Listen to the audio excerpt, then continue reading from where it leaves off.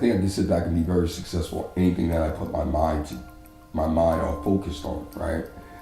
And be very selfish is if I don't share with people how I've overcome obstacles and adversity, how together, right? If we create a network of friends and relationships and stuff, then we all can be very supportive and complimentary to one another.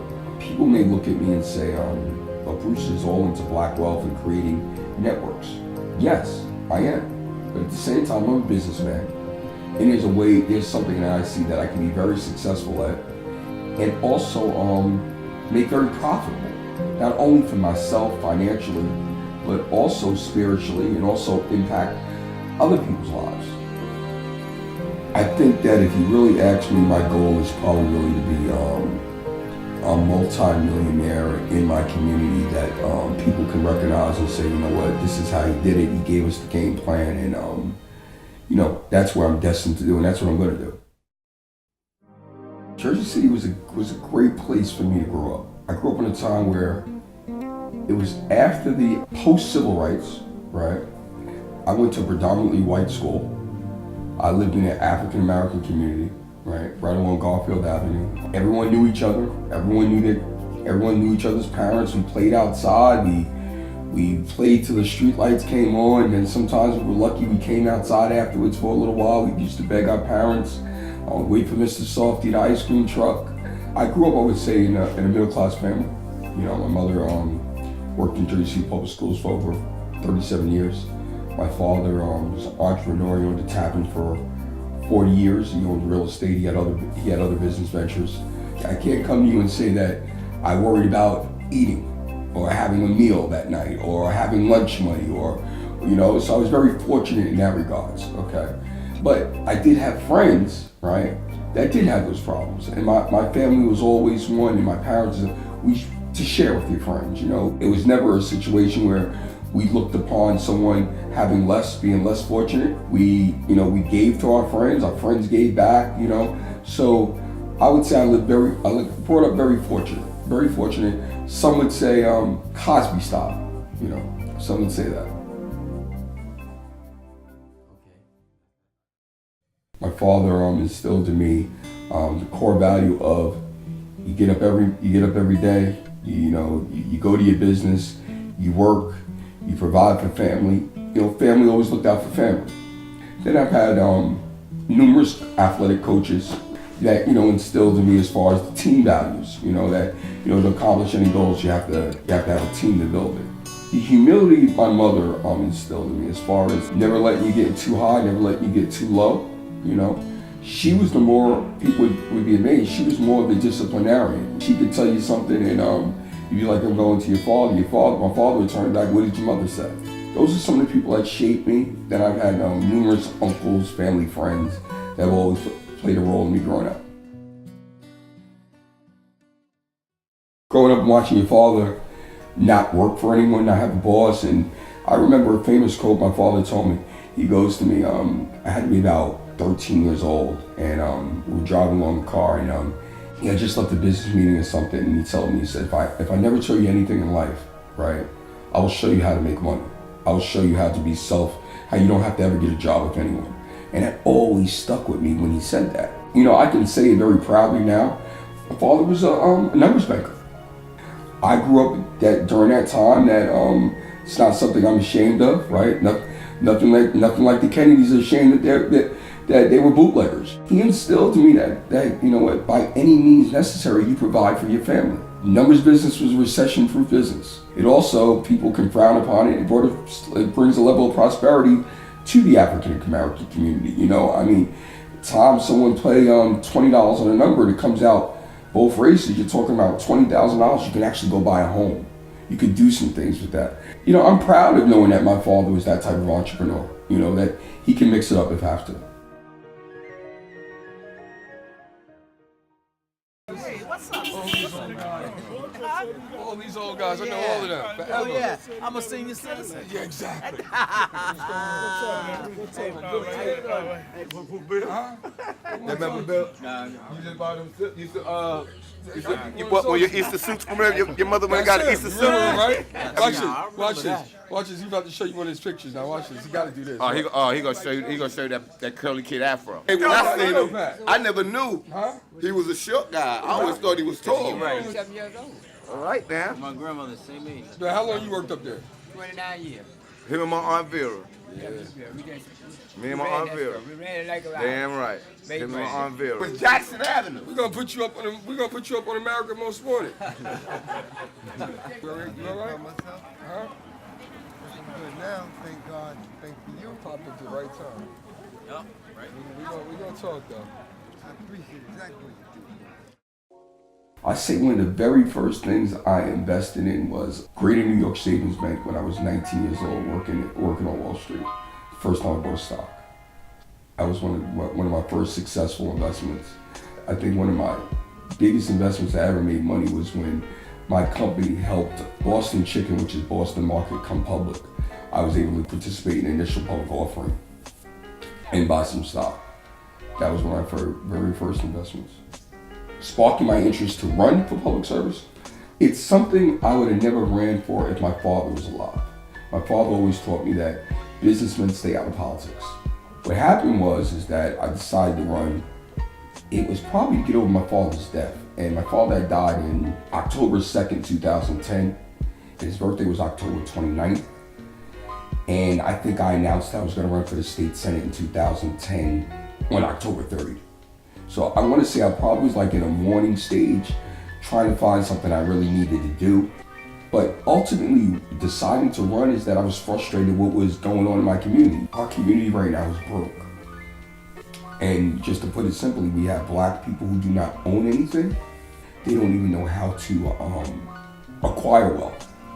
And that's an issue. We can talk about violence, we can talk about affordability, we can talk about gentrification, we can talk about the lack of education. But until African Americans learn how to acquire wealth and do it in a way that we're taken seriously, those problems will always exist. And these are the same problems if you look at a show like Good Times, they were talking about 50 years ago. It's the same thing. Can you identify the wealth in the black community? And no one can identify it. I'm at a place in my life that I've overcome some obstacles that have been very public. So, and I'm not gonna get into whether or not they're right or wrong, because I'm not gonna let those things define me. The media and the public, basically, and I think powers that be, showed Bruce Alston, right, that you're a black man and don't get a little bit too upbeat, because we'll find a way to get you or demonize you to your community. So what I basically have learned is though, I will leverage the support that I have from people of non-color, right?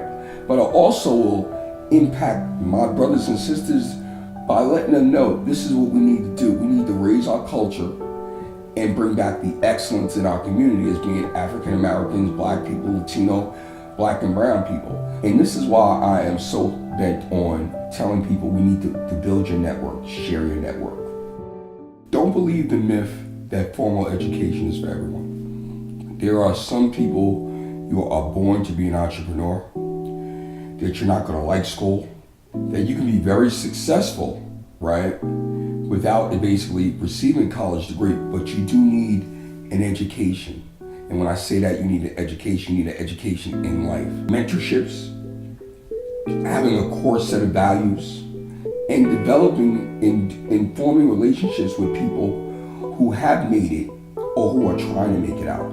That's what's more important than anything, is that our kids experience the game of life and they're taught it as soon as possible. I know Jersey City made a mistake. I know that the black community needs someone like a Bruce Alston, but we have a chance to correct that. There's people like a Lewis Spears.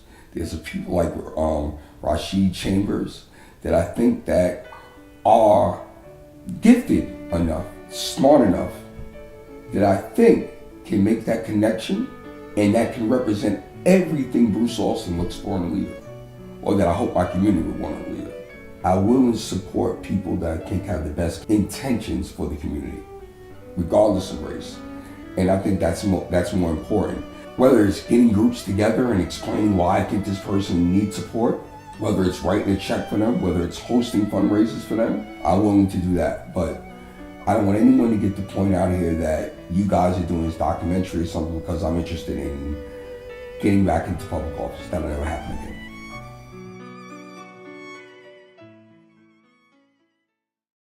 I think some of these women that we're honoring tonight, that they don't understand that the role that they play or the significance they're playing, that these young girls and young boys that really, they need to know, like, you got a black woman rocking, like, auntie, what did you get this for? They need to understand, like, you know what, my aunt is an important person in our community, an important person in the business, you know, that she has a presence. I mean, and to see a lot of them that I actually know, to see that, you know, the advancements they made over the last 20, 30 years, 10 years, you know, it's amazing, you know, and I think the story needs to be shared, the story needs to be celebrated. Us as black men need to embrace it, you know, and we need to, you know, this needs to be a night for all women, you know, for black women. Let's face fact, there's no one that has suffered more than black women, you know, and you know, you hear the women's suffrage movement and they want to preach us Susan B. Anthony and all that, but hey, I'm sorry, you know what I mean? No, there's a different struggle than the white woman between the black woman, you know what I mean? No, and that's from the days of slavery, you know? Like me personally, like my mother picked cotton. And I look at an event like this and I said to myself, I'm probably throwing an event that's cost me more than what probably my grandfather made with it maybe in his lifetime as a sharecropper, or I know it was worth more than the house they lived in. We're honoring 23, 24 women, okay? And the thing is, we are honoring them, but we're honoring every black woman around the world tonight. You know what I mean? And I mean that. Every black woman on this earth, right? It's about honoring them, but these are women that we can identify with. They know that black man gets it. You know what I mean? Or these black men in the room, they understand our social, our economic significance. I got very offended when I heard them saying that Hillary Clinton broke that glass ceiling. No. Black women breaking that glass ceiling every day, you know, as single mothers, as married women, as professionals, as postal workers, as custodial workers. Our black women will do what they have to do to support their family, irregardless of the man in the house. I'm sure as this moves on, there'll be other black men that'll join me in, or other men from any ethnic background, right? That'll come and say, you know what, this is a worthwhile cause, let's get behind this, you know. Maybe next year we'll have it at a bigger venue, and you know, and just see how it goes, you know. We thank people while they're still here, you know what I mean? And let their families, let their children, let their nieces, their uncles, I mean their nephews, whatever, to know that, hey, this is who your mother, your aunt, your sister, your godmother is about, and you know, show what she represents, you know. And I think that's important. That's really important.